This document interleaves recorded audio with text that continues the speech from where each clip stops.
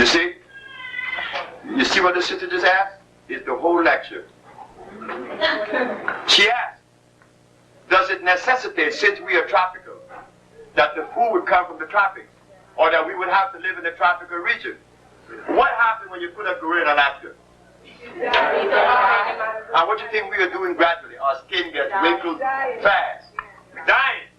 And what she also said, does that mean also that we're supposed to get our food from the tropics? Well, I'll tell you what. I was a merchant seaman. I know about boats. I have a brother who owns boats in Honduras now. A boat only costs about $70,000 to come from Honduras to Miami. So with that dollar, we can go along. We could buy 5 boats. We hold it. We could also get all kind of land in Honduras. And they would glad to have you grow stuff over there and build on your boats organically to you. Tropical fruits. Yes, sister, you're right. You asked the question of the evening.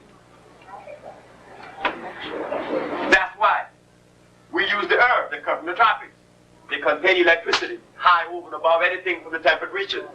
That's why everybody feels so good with the Maya. Our compounds are electrical. Food is electrical. You are electrical. I had the opportunity to receive electricity through my pores in Honduras as a very young boy, 16 years of age. I'm walking across Honduras. And this Indian named Inés, we didn't know the forest. He was my age, but he knew more about it than I did. He said, look, if we go across these mountains, you're going to cost a lot of labor going up and down, up and down, up and down. He said, look, you see this shoulder? They call it Cordillera. We're going to climb up one mountain and walk across all the others from the top, across. Just one spot we had to come down, go right back up 10,000 feet. We were in the clouds.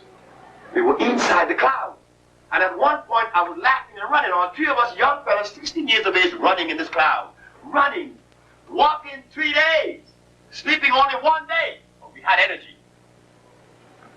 And you know, it was until I became a healer that I saw why that Indian asked us to walk in the cloud.